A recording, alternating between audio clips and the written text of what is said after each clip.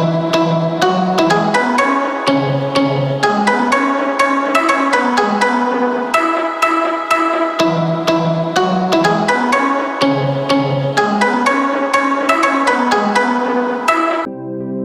semuanya, kami dari kelompok 1.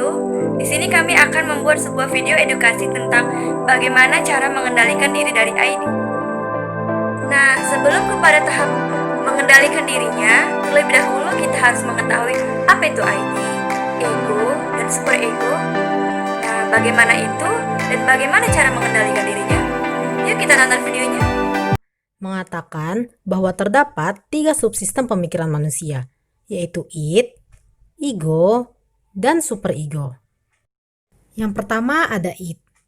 Id merupakan dorongan yang muncul dari ketidaksadaran manusia. Dorongan ini biasanya bersifat biologis. Id ini nggak memperhatikan logika, realitas, ataupun moralitas. Jadi yang dipedulikan hanyalah kepuasan pribadi manusia itu sendiri. Makanya, id ini juga disebut sebagai animal instinct karena tidak menggunakan realitas tersebut. Lalu yang kedua ada ego. Ego ini menjembatani tuntutan id dengan realitas dunia luar ya teman-teman. Jadi si ego ini juga berperan sebagai mediator antara hasrat hewani manusia dengan tuntutan rasional. Kalau kata Freud nih, ego ini tuh berkembang sejak manusia lahir, tapi baru kelihatan waktu umur manusia 6 bulan.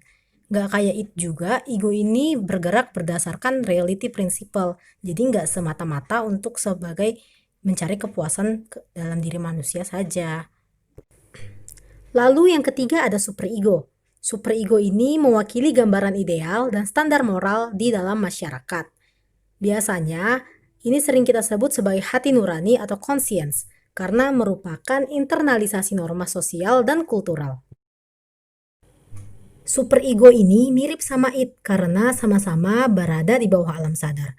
Bedanya, kalau id tadi itu memenuhi tuntutan biologis, superego memenuhi tuntutan ideal moralitas.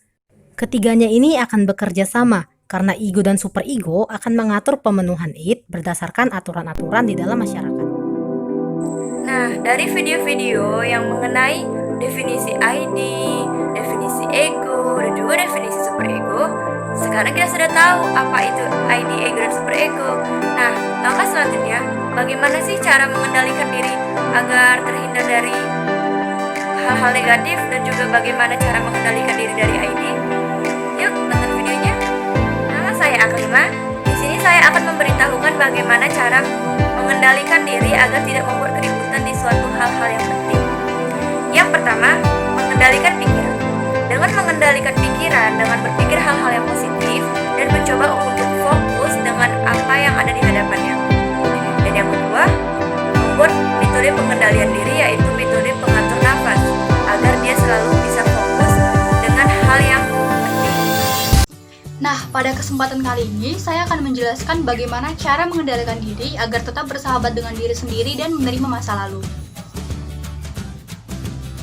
Nah, ada beberapa cara untuk bisa menerima diri sendiri. Yang pertama yaitu dengan dimulai dengan tekad atau keinginan diri. Nah, jika kita ingin merubah hidup kita lebih baik lagi, itu harus dimulai dengan keinginan dan tekad agar bisa merubah diri lebih baik lagi ke depannya. Yang kedua, hargailah diri sendiri. Jika kita ingin menghargai orang lain, kita harus terlebih dahulu menghargai diri kita sendiri. Yang ketiga, ingat aspek positif yang sudah Anda lakukan. Ketika pikiran-pikiran negatif mulai datang ke dalam pikiran Anda, itu malah akan menghambat perkembangan dan kemajuan yang ingin Anda lakukan. Tetapi ingatlah dan berfokuslah pada aspek positif, apa yang sudah kamu lakukan, apa yang sudah kamu capai, sehingga kemajuan yang akan kamu lakukan berjalan dengan baik. Ingatlah bahwa aspek positif harus Anda ingat dan Anda lakukan. Keempat, menerima sisi gelap Anda. Siapapun orangnya, setiap manusia pasti sudah pernah melakukan yang namanya kesalahan, baik disengaja maupun tidak disengaja, pasti mempunyai dosa tersembunyi. Tetapi perlu kita ingat bahwa kita tidak akan bisa melupakan masa lalu karena kita sudah pernah melakukannya. Tetapi hal yang bisa kita lakukan untuk memperbaiki kehidupan kita dan menerima diri sendiri adalah dengan menerima sisi gelap yang sudah kita lakukan dan memaafkan diri sendiri. Kelima, hentikan pikiran-pikiran negatif. Ketika kamu ingin mengambil langkah, mengambil keputusan untuk maju, dan kemudian tiba-tiba pikiran negatif itu muncul lagi, segeralah hentikan. Itu malah akan membuat kamu semakin terhambat untuk melakukan sebuah kemajuan.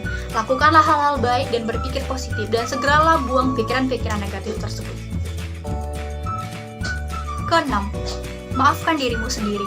Walaupun kamu sudah pernah melakukan kesalahan di masa lalu, cobalah untuk menerima diri sendiri, memaafkan diri sendiri, dan menyayangi diri sendiri. Ketika kamu hanya berfokus pada kesalahan, kamu tidak akan pernah maju. Tapi jadikanlah kesalahan-kesalahan di masa lalu sebagai batu loncatan, sebagai motivasi dalam dirimu sendiri, agar kamu bisa memaafkan diri sendiri dan membuat sebuah kemajuan yang lebih baik lagi. Ketujuh, seleksi orang-orang yang ada di sekitarmu. Tidak semua orang membawa dampak positif ke dalam diri sendiri. Tapi filterlah orang-orangnya sehingga teman-teman Anda tersebut bisa berdampak positif kepada Anda, bukan hanya memberikan nasihat tetapi juga bisa berpengaruh besar dalam hidup Anda sehingga Anda semakin bersemangat dan mudah untuk memaafkan diri sendiri. Itulah cara untuk mengendalikan diri sendiri dan menerima masa lalu.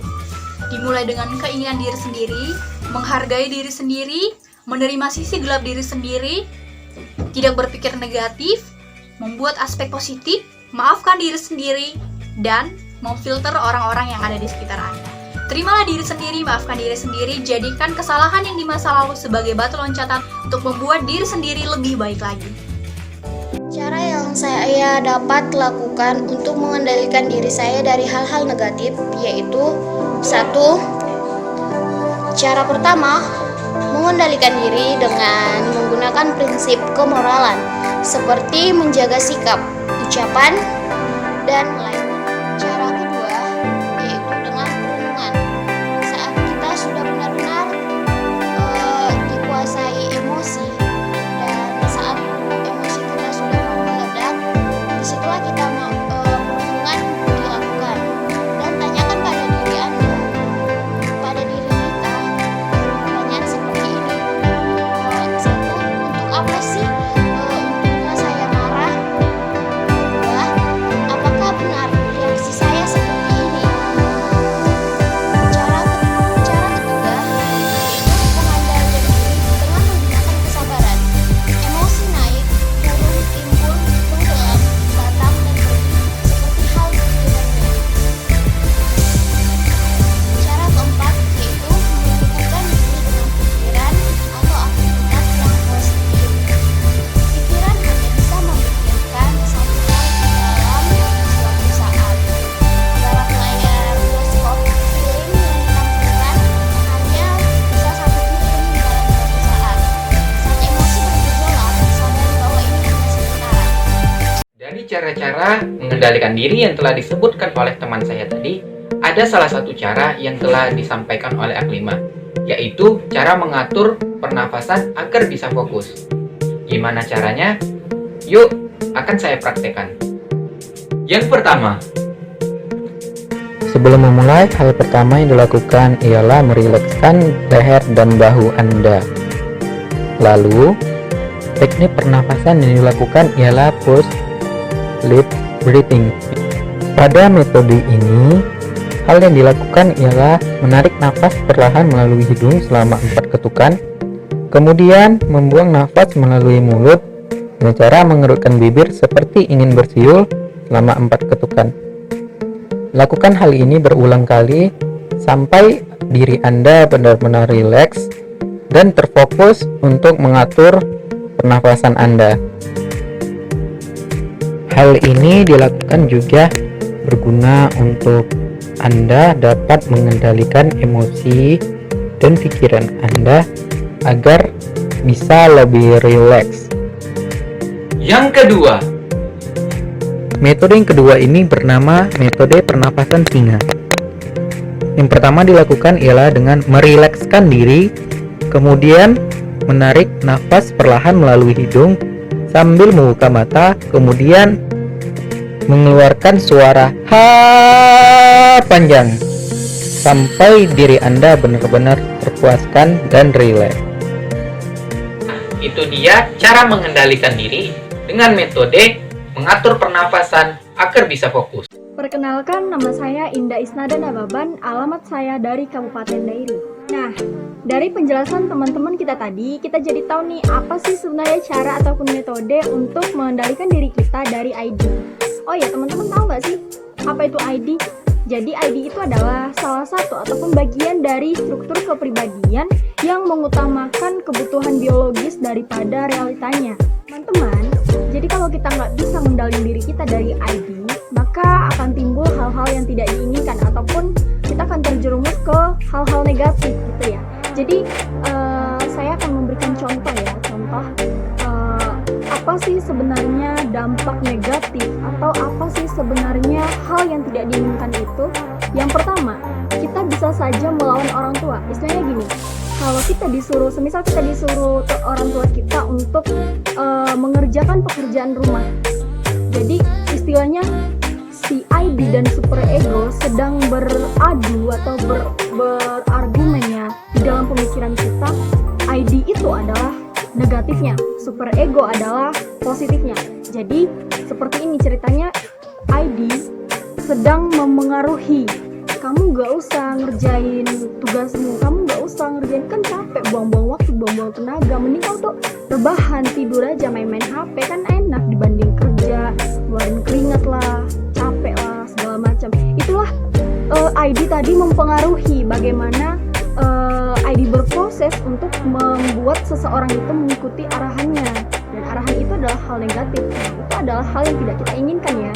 Jadi kalau super ego sedang memberikan argumen seperti ini, kamu tetap ikuti apa kata orang tuamu, kamu harus mengerjakan karena memang orang tua adalah Tuhan yang bisa kita lihat loh. Jadi kamu tuh harus ikuti, jangan ngelawan sama orang tua gitu. Itulah super ego sedang berargumen, dan ketika kita tidak bisa mengendalikan diri kita dari ID, kita malah bisa mengikuti ID itu, kita terjerumus ke hal yang tidak diinginkan tadi. Itu contoh yang pertama. Contoh yang kedua adalah dampak negatifnya, kita bisa saja mencuri ya. Kita diberikan sebuah pandangan, misalnya gini, di kelas kita sedang memasuki lapangan upacara, jadi kita agak terlambat ya teman-teman, kita agak belakangan masuk ke barisan upacara. Jadi kita melihat ada uang teman kita yang tergeletak di meja ya. Si ID itu berproses mengatakan seperti ini, kamu ambil aja duitnya, kan lumayan tuh nambah uang jajan, dari rumah tadi kamu hanya dapat 5.000, ini kamu dapat, berarti kan kau uang jajannya akan nambah gitu. Si super ego berproses juga di situ, kamu tetap jangan ambil, yang namanya mencuri itu adalah dosa gitu kan, itu adalah pelanggaran yang tidak boleh dilakukan gitu. Dan ketika kita nggak bisa ngendaliin diri kita dari ID, kita akan mengikuti apa argumen ID tadi, kita bakalan mencuri ataupun mengambil uang tersebut. Itu adalah contoh yang kedua. Contoh yang ketiga adalah buat keributan. Yang keempat adalah dendam kepada orang lain. Jadi ini sama saja seperti yang saya jelaskan tadi, bahwasanya ID adalah hal-hal negatif yang menimbulkan hal-hal yang tidak diinginkan, dan super ego adalah mengatakan ataupun mengarahkan kita ke hal yang lebih baik lagi, ke hal yang lebih nalar, logis gitu, lebih positif dan bisa diterima oleh khalayak orang gitu ya. Jadi itu adalah dampak ataupun proses bagaimana ID dan super ego sedang berargumen, dan disitulah kita memenangkan yang mana gitu. Kita mengikuti si ID kah, super ego kah? Kalau memang kita nggak bisa mengendalikan diri kita, ya otomatis kita akan jatuh ke perangkap si ID gitu loh ceritanya. Itu saja yang bisa saya sampaikan. Sekian dan terima kasih. Baiklah, demikianlah video yang dapat kami sampaikan. Semoga video tersebut dapat memberikan banyak pelajaran dan manfaat buat kita semua, buat penonton dan buat kami dari kelompok 1. Maaf jika ada kata-kata yang kurang berkenan atau kurang menyenangkan dalam hati teman-teman semuanya. Kami dari kelompok 1 mengucapkan